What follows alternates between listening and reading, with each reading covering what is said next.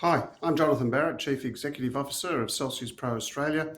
CelsiusPro Australia is an insurtech firm. We help to provide insurance structures to the agricultural market for those clients wishing to hedge against extreme weather events. This is part of a series of educational videos that we're putting together, all about weather certificates. CelsiusPro, life and business must continue with climate change. This is a tutorial on building dry season weather certificates. The use of insurance in Australian agriculture is underutilised. I think we understand that when we go out into try and find some cover against a frost or a hail, dry season or flood. Also, very, very expensive. A recent survey conducted by the National Farmers Federation revealed that 81% of farmers rank drought as their biggest business peril. 71% of farmers, when faced with drought, take on more debt. And we look at where interest rates are at the moment, then it is a major concern. 70% of farmers indicated that drought was the highest ranked production risk, followed by frost and then excess rain. 90% of farmers do not take insurance against drought, and this to me is one of the biggest concerns. Planning is a farmer's best friend. When you start the season, you look for your inputs, you look for your costs, and you start to provision and provide a budget. This year and other years, you look to the extreme weather events. Whether it's going to be wet, whether it's going to be dry, start to budget and plan. At the moment, it's all about a dry season. So we're going to be in the tutorial discussing how we work with the dry season and the use of weather certificates. So, what are the indicators of a dry season? El Nino, or positive indicators for such. The good thing is the BOM actually forecasts this for us and tells us the probability that we'll be going through a dry spell. At this stage, it's more important that you turn around and say, hey, it's going to be dry. So therefore, let's look at some sort of cover. How dry? We don't know. But as long as we're prepared, then we can always put in a strategy to hedge a dry season. Other indicators might be a positive Indian Ocean dipole, cooler than average ocean water temperatures. All these combined will have issues if it is a dry season to your crop. When we look at these types of covers, we look at the phenology of the plant to try and get a cover that actually works for you. We know when we look at the indexes that we have, the drought indexes, the emergence rainfall, what is the average rainfall I need? Emergence in the establishment period, how much rain do I actually need? All these numbers are intuitive to the grower. When is the frost period? Heat, excess rain and wind. All these elements are very critical to a successful yield. So when we look to hedge it, then we know we can offset some costs if these occur. We tend to look at covers that follow the phenology of the plant from April through to November. We tend to look at how the plant has established itself. What are the requirements? Are you coming into a dry season when you have no soil moisture profile? Or have you a profile so you need limited amounts of rain? So when you look at all these together, it makes sense that you put some type of strategy in place or get ready just in case. When we do look at a dry season, and for instance, if you've got no profile or a very low profile, it makes sense that you can look for cover, whether it's emergence or emergence plus. If you don't get that in-crop rain, so the root can actually tap down into the moisture, it's very critical. Or for emergence, you get a low strike rate because you don't get that falling rain or that autumn break. When we look at a dry season, we look at the heat. The emergence rainfall, emergence establishment rainfall, the heat element, because heat's very important, because you get growing degree days. Also, the heat is very important, particularly if you have canola, because you get a sudden blast there, reduces the yield dramatically. So when we can see the weather risks, we often see the season breaking up into two parts. The first part, which is the emergence of germinating rainfall, and the second part is the spring break. And if we get that spring break, then we know we've got a good crop. All these reduce our yield, and if we have yield and all these types of elements, then we have concern for cash flow. So it's important that we understand the risks that are associated with this year's crop. It might be different to last year's, but we've got to realise it, understand it, and then put forward a strategy. So these are the step-by-steps which we look in structuring an appropriate hedge. We understand the key terms or what they mean. That's particularly when you're looking at a weather certificate. Extremely important. Define the risk and the risk period. Very interesting to try and work out what that period is. On a dry season, the longer it is, better value the premium will be. Locating the correct place. When we look at the data is used to settle the contract. Make sure that the data is fit for purpose. Make sure the cover is fit for purpose. All very important. We work off the BOM's grid data, which is a 5 by 5 kilometre grid. We can also work off weather stations. The next key step is perhaps one of the most important things to analyse your risk. Look at the historical data throughout your growing season. If you've got 140 days, look at the data over the last 100 years and where has it been? Where has the rainfall been for that 140? It'll very quickly tell you what your average is, what your below average is. And if you only get 25% of that expected rainfall, that's when you need to be compensated. That's when a weather certificate will come into play. And that's also a good starting point for a threshold to where you need to be triggered and where you start to get compensated. Look at this to help define your parameters, because that's very important. Play around and tailor the parameters to make sure what's better value. Some certificates will be expensive than others. That's because they've paid out historically. The more they've paid out in the past, the more expensive it'll be. But you've got strategies you can employ, and that's where we can help. Strategies which enable you to come down to get a cover that's suitable for the premium that you wish to pay. Purchase the hedge is very simple. Just understand about it and read all the documents. And of course, with CelsiusPro, you can track the progress of your cover online through our systems, or you can do it externally via the BOM. Okay, let's give it a go. Okay, this is the Australian Water Board Outlook. It's a very valuable site that I'd recommend people to start with. And the reason I like them to start with, because it gives them a sense of where they can see their market, where they can see whether or not they're in an area which maybe you do need some cover. This basically gives you the root moisture, root soil, root zone. It's the subsoil moisture, and you get a sense that when you can zoom in and out, some areas sort of are drier. Obviously, when it's orange, it's a lot drier than if it's blue. You can also get a sense that some different areas, and when I quickly go through it, I can say, well, look, it looks like parts of the East Coast particularly look okay to average, which is where we want them to be. And then, of course, there are other parts there which are a concern. And I think when you look at it, some areas you can see here in Western Australia, when we look at this chart here, there are a few concerns there, particularly when you look at sort of down here and down here, which are very major wheat growing areas. Your root soil or your subsoil moisture is quite low. So just one thing to look at there, which is good. The other thing this is quite important is that it also gives us some good readings on precipitation. So when we start to look at the pricing, we look at the rainfall and how lack of rainfall and how much we have, how much we're getting, all those sorts of things. So we like to have a look at this because we can actually sort of pinpoint the precipitation. You can go there, you can put in pinpoint a particular area. There's New South Wales. And put in the point, which is what you want. And you can see this little point here, that latitude, longitude, and we can see exactly where it is in terms of, what the rainfall is for that particular period. And in my mind, it's a good website where you can go through and you can check various points of interest. So keep an eye on that one. I think it's very good.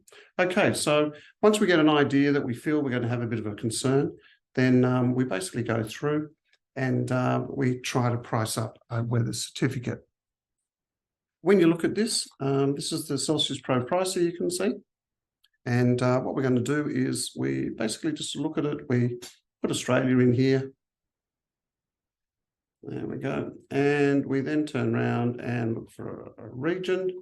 And we might want to put somewhere like Western Australia, salmon gums, for instance.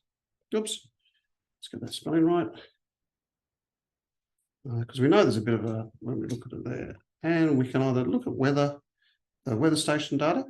And as you can see, we've got quite a few weather stations around Australia, which give us a good idea of what the weather's actually doing.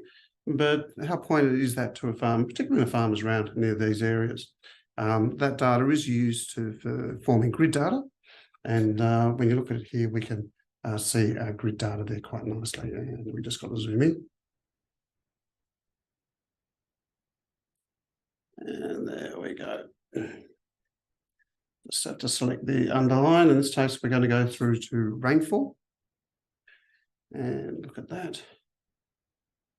And I've got that area. I'll just sort of move this up a bit.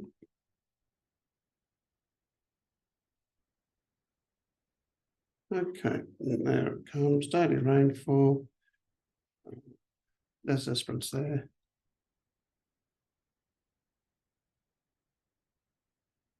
Okay, and we keep zooming in and we get a sense of what the market is. Those little grids, by the way, are a 5 by 5 kilometre grid that the BOM provides the data. When we look at a weather certificate, there's certain crucial areas. One of the most crucial is the data. So we're looking always for a cover that is fit for purpose, and the cover, the numbers are quite transparent. The BOM provides these numbers. It just comes through our system. You can check it. You can also check the numbers here when you also go back onto there, which is the Australian Water Outlook table. So those numbers all sync up. Okay, so we've got a farm here. We just look at it here, just near grass patch. And there we are. We can zoom in a little bit closer. We want to try and get this location. And when we have when we look at a tutorial on creating a dry season weather certificate, or any weather certificate for that fact, we look at 8 major points. The first one is to understand the key terms, and we'll run through those. Define the risk and the risk period. Locate the correct location, which is what we're doing now. Define the parameters, tailoring the parameters, and purchasing and tracking the progress. So here we have a farm, and we can zoom in and out. And this is a 5 by 5 kilometre. We can do it over the complete farm in terms of shapefiling, but for the example, this is what we want to look at. Okay, so that's the pricer. That's where we've got. We're comfortable where we are. It's rainfall. So now we'll go into the next section, and this is all about now looking at the cover. And when we look at weather certificates, these are the major ones that people look at: dry day, dry season; rain day, rain season; and wet spell. We're going to just go to dry season. And what we're going to do is we're going to look at this, obviously, depending on when you sow, the optimal amount or not. We're going to look at it for the entire dry season. And we're going to say, well, we're going to start the 29th of May.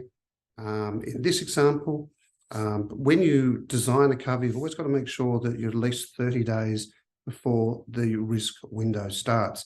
That's a reinsurance request. Because then people can't forecast trades. And, we know it might be dry, but we don't know how dry.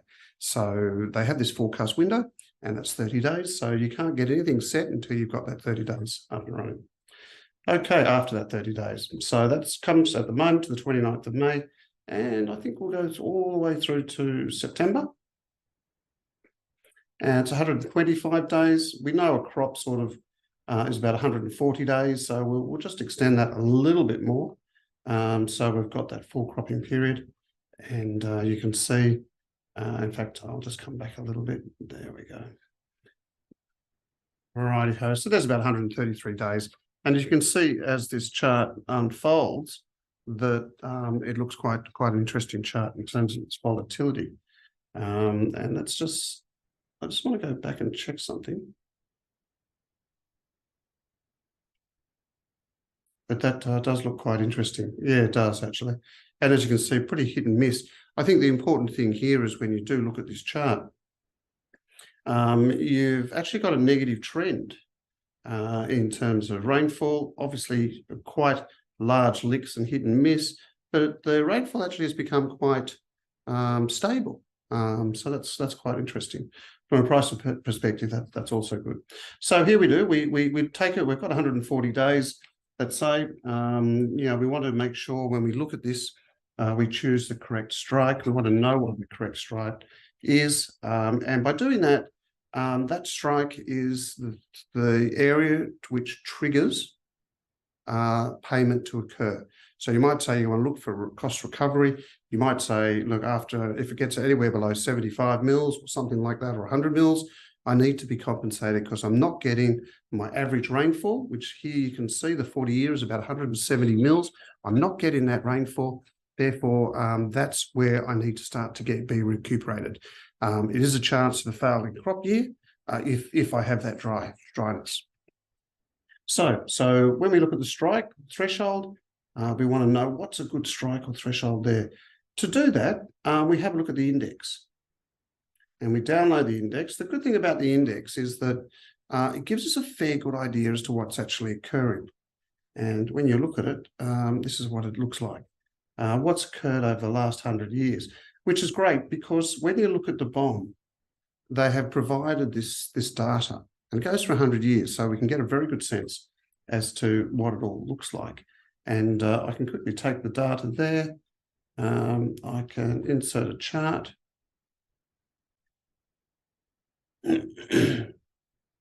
There, put some numbers, and let's have a look and visualize this. Because it's that visualization which is extremely important in terms of how you structure your actual cover. And as you can see here, so this is the rainfall. So let's just run through. This is the year, and between those dates, between the dates of the 29th of the 5th and the 15th of the 10th, that's the amount of rainfall that has occurred. That's covered across your whole season. So that gives you a good idea as to what you require. And obviously down through here, you've got some problems. And obviously a fair while ago when the volatility was there, you had some issues. So we can have a look at that. And we can say, well, really, if I get below 100, that's going to be a little bit of an issue for me. But when we look at dry season covers, we look at the cumulative. So really you need a little bit of fat in there in terms of the strikes. But we'll just sit down and play with it. I think also when I look at that, sometimes you can have a look at the data. You can play around with it a little bit. And that's not, let's go back. There we go there. And all I want to do there is sort my data. And I want to sort it by index at smallest to largest. And that really visualizes exactly what it looks like. When you look at the data yourself, and you can see right down here, that's where you don't want to be. That's where, if it's dry, you've got some problems. So we've got that. We know 89. We know where we should be. It's a good chart. So then we start to play around. Now, it's all about when you're looking at it, you define the location, you've got the correct location, which is great. Now we're going to start defining the parameters for our cover. And here, I think if you started at 115,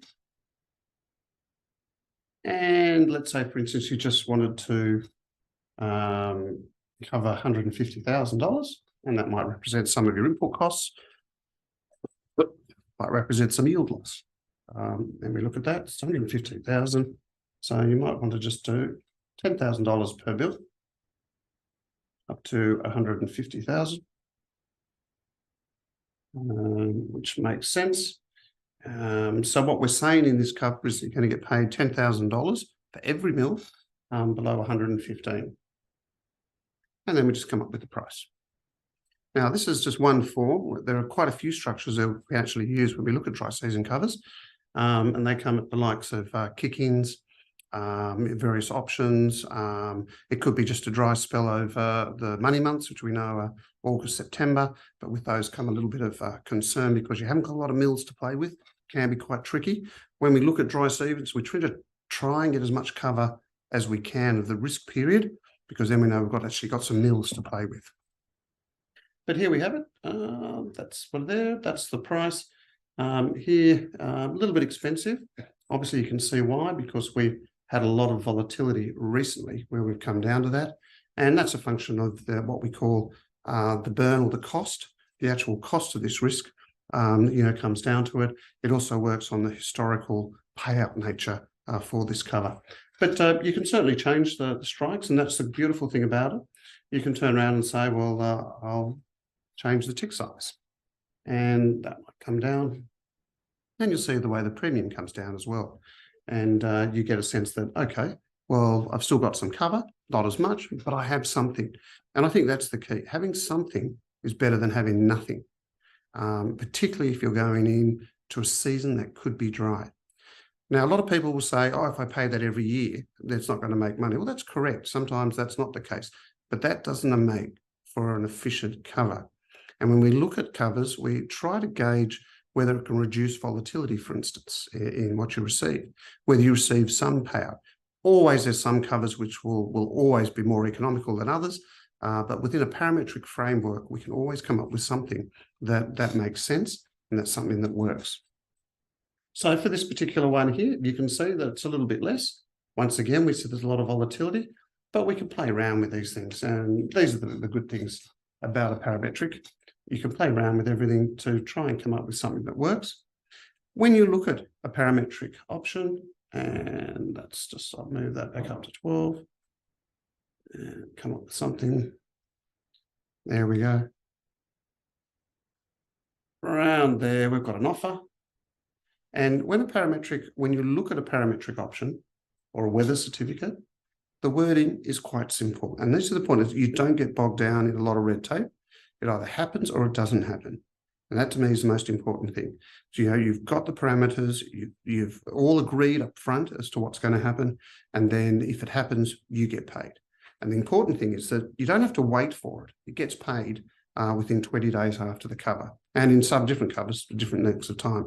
But more importantly, this allows you to get cash flow, it allows you to get up and running, allows you to retire some debt.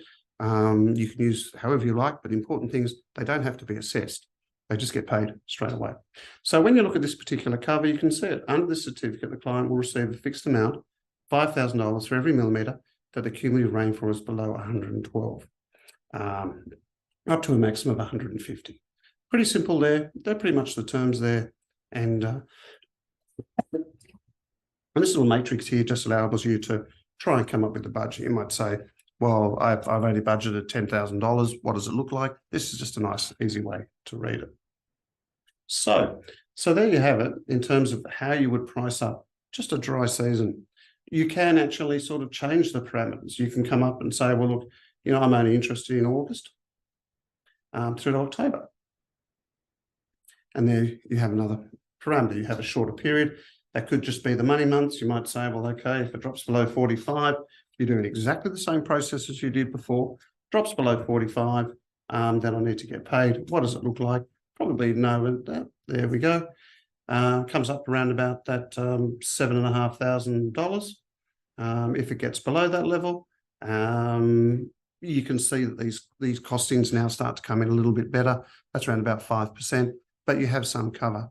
Now, remember, you can also take these covers to the bank and say, I've hedged my downside, so can you also reduce my cost of funds if you've got finance? Okay, so that gives you a bit of an idea of how we price the dry season covers. And in my mind, it's sort of important to look at the season ahead and then try and structure. And if you need a dry season cover, just come to us and have a chat, and we can come up with something. So just remember, that's what we can do for you.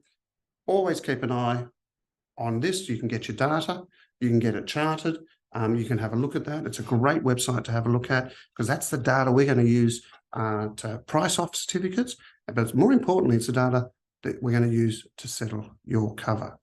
So so that's about it from me. I'll stop sharing there. All right, and now you've got me. The next one will be all about excess rain. Of the last couple of years, we've had obviously quite a few claims on those ones. And then we'll be looking at heat, and heat's obviously very important there, particularly heat and cold days, very important around anthesis, particularly for your broadacre wheat barley, but on heat for canola, which we've got some great covers. So look forward to running through that. But that's about it from me. We'll talk soon. And yeah, hope the season starts off well for you. Bye for now.